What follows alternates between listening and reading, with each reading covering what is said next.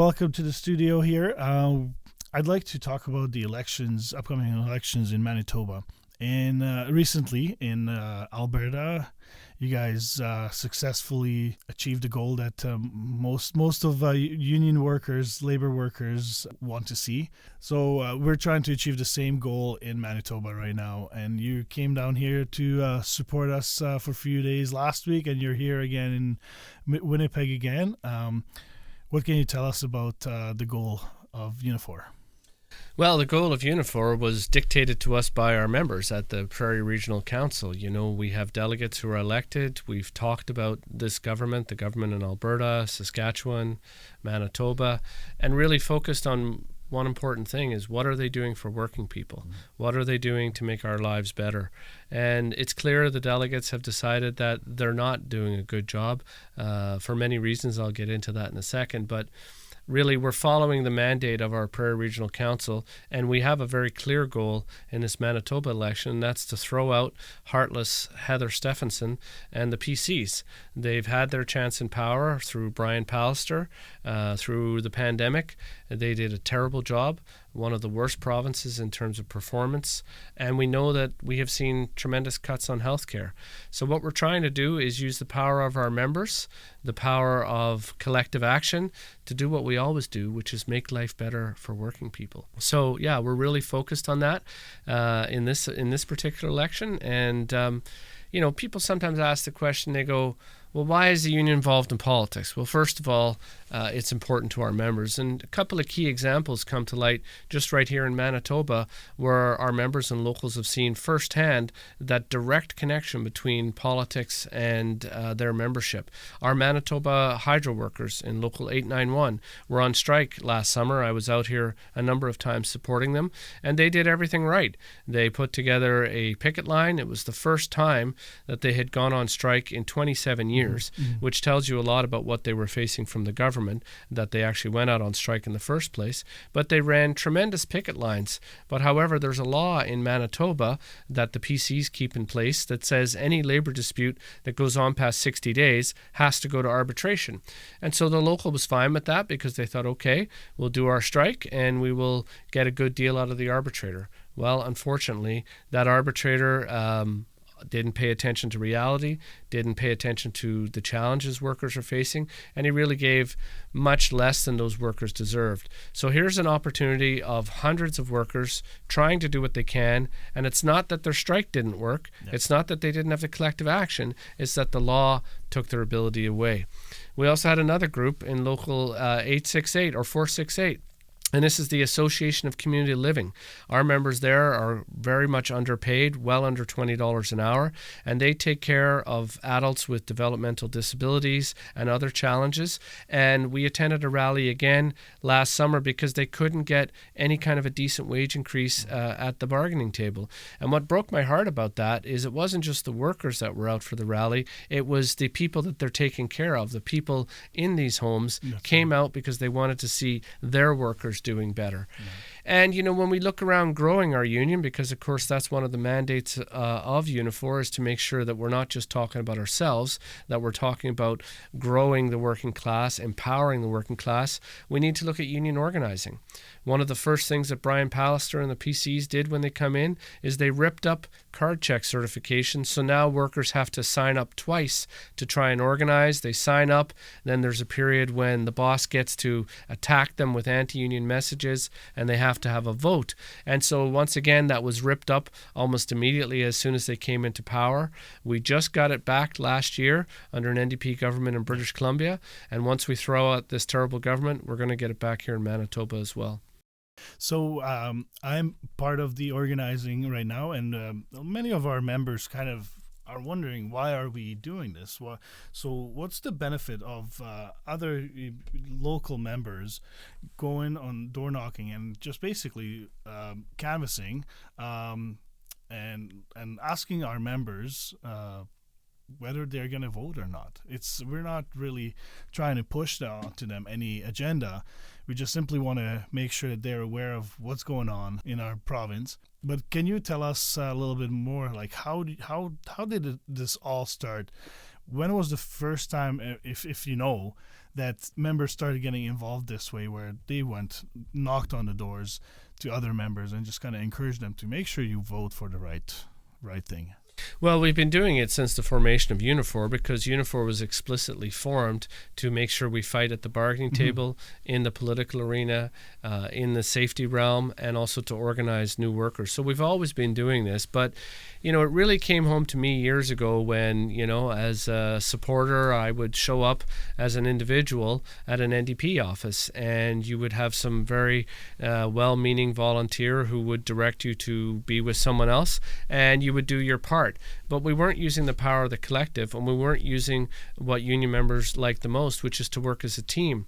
And so what we realized early on is that the most important thing, the most potent thing, is to have members talking to members, because you bring credibility. We do ads, and we're doing ads here in Winnipeg. We're running ads in community newspapers. We've got some ads in transit stops. But really, there's nothing that replaces the power of a Boeing worker talking to a New Flyer worker, of someone from WinPack talking to someone at Magellan Aerospace and saying, hey, here's why I'm on the doorsteps, here's why I think it's important. And you're right, our main goal of the member-to-member campaign is to make sure our members are aware of the issues and to make sure that they get out to vote. How they vote, obviously we're not going to know, but we do know from the statistics that when union members vote in big numbers, we usually change the world.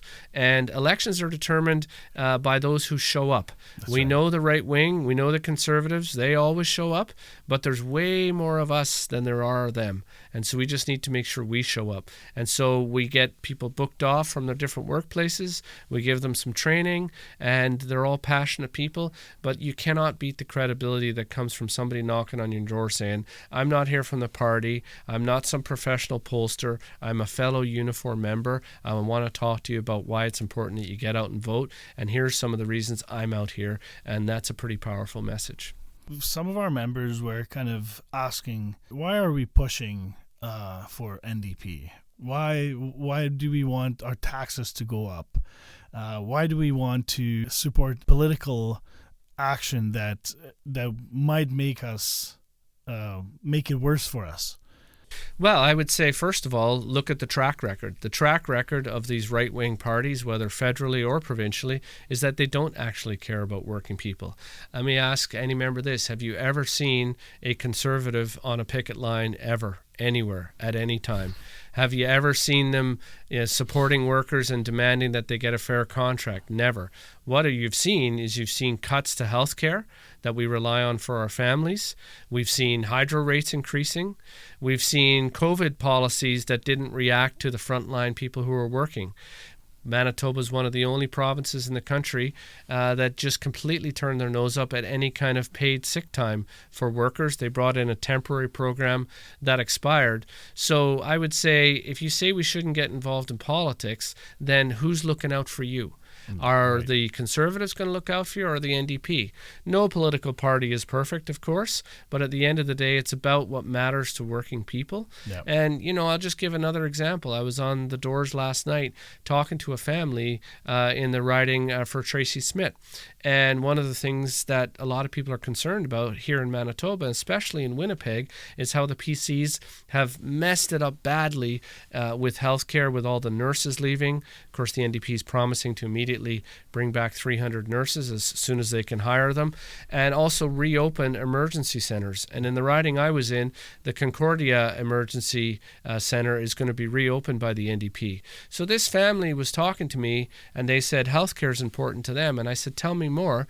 And as I was talking, their young daughter came in, and they said, our daughter has life-threatening allergies, and we need to be able to get her to the emergency room really quick. In fact, we bought our house in this neighborhood because we knew there was an emergency room close by.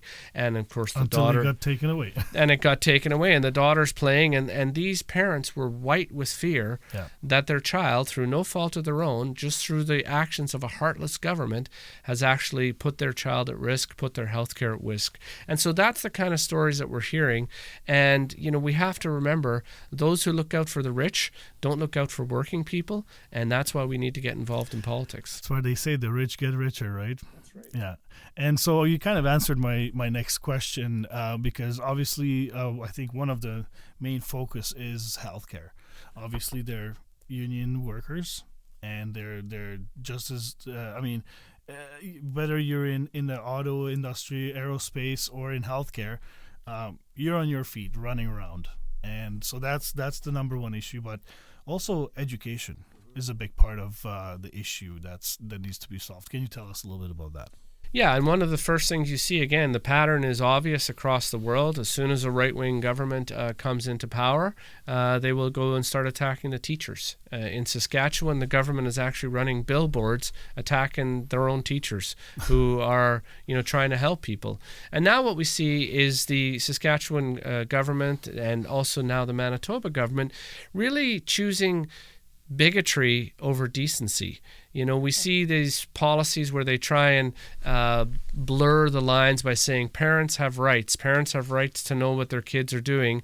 And they want to out transgendered kids. They want to out kids who don't want to be called by their pronouns. And, people say, well, shouldn't parents have rights? And of course parents should have rights, but the reality is that not if it's going to harm your child. And there's lots of statistics that show that when kids are forced to be outed to anyone, to their parents or anyone before they're ready, that can lead to suicide, that can lead to depression, that can lead to self-harm, and it can really mess people up. And what's so cynical about it is they're not doing it for, just no nefarious reason. They're doing it because they don't want to talk about their record on healthcare. No. They don't want to talk about how Manitoba has one of the lowest minimum wages in the country. They don't want to talk about how child poverty has gone up. So they just want to get people angry about a hot button issue so that they're talking about that instead of talking about their track record. So education, an educated population is important, and that's why education needs to be there. That's why you need to respect teachers. It's why we need to make sure schools are a place of safeness and inclusivity, and that everyone is safe, and that we're trying to raise our kids and our communities to be a better society. One of the other things that this government has done when we talk about cynical politics and trying to divide people is really what we're seeing right now going on in Winnipeg about the terrible deaths of the missing and murdered Indigenous women, girls, and Two-Spirited people. Unifor has been a strong supporter of the Drag the Red boat, where unfortunately families have to go out on the Red River to search for bodies of missing loved ones, and that's because the Winnipeg Police Service won't do it. So we've sponsored that boat to really try to bring attention to that injustice. And we've seen recently word that a serial killer may have left the remains of Indigenous women in a landfill. It's a private landfill. The federal government is prepared to sit down with the province and figure out how we can search it. The private landfill is willing to do it. The families, of course, want it done. And it's not going to be easy. It's going to be complicated. But I would ask yourself, willing to do it. If it's your daughter, if it's your son, if it's your child, would you not want anything done possible to try to find the remains of your loved ones? When I'm from British Columbia, and I look at the serial killer Robert Pickton a number of years ago, who was also murdering women. The RCMP in that situation spent about 2 years searching that farm. They found all kinds of remains of human women who were murdered by him. He's now serving multiple life sentence. But the reality is they actually tried to search it. It was a big operation, but it was the right thing to do. Here in Manitoba, we've seen our heartless Heather Stephenson Premier basically shut it down. She said, we can't search the landfill because the experts said it's too complicated. And then a couple of days later, the experts came out and said, actually, we didn't say that. We said it could be done, and we said, with proper precautions, it's the right thing to do. And again, the Manitoba PCs are doing it because A, they don't want to spend the money, but B, frankly, they're appealing to the racist elements in their base.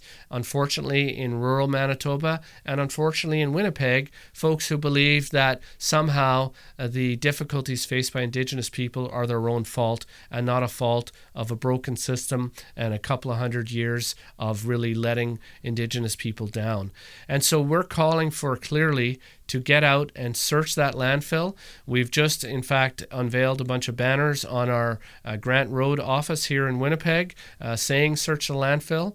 And the Unifor Prairie Regional Council is stepping up with a $25,000 donation to help sponsor a powwow on September 30th, which is, of course, the National Day for Truth and Reconciliation. We're asking all Unifor members to come down and help us hand out snacks and food to the people at the powwow. We're going to be a major sponsor. We're going to continue to make it an election issue. And when we throw out this government, we'll know that Wab Kinew will do the right thing by workers, and he'll do the right thing by these families and bring them some kind of closure by making every effort to search that landfill and show that it's a caring government, not a government that wants to divide and make further harm to people who've already been wronged so terribly over the years. You said that word, closure. That's what people need. People need closure. No matter who they were, everybody deserves that. A little bit of just that peace in their torn apart heart, right? These are human beings. These are our friends, our brothers, our sisters, our mothers, all of these things. These are human beings who need that final closure from their families. They need to know the government cares about them. And it's not just those families, because it's a symbol to all families that if you're Indigenous, you don't matter.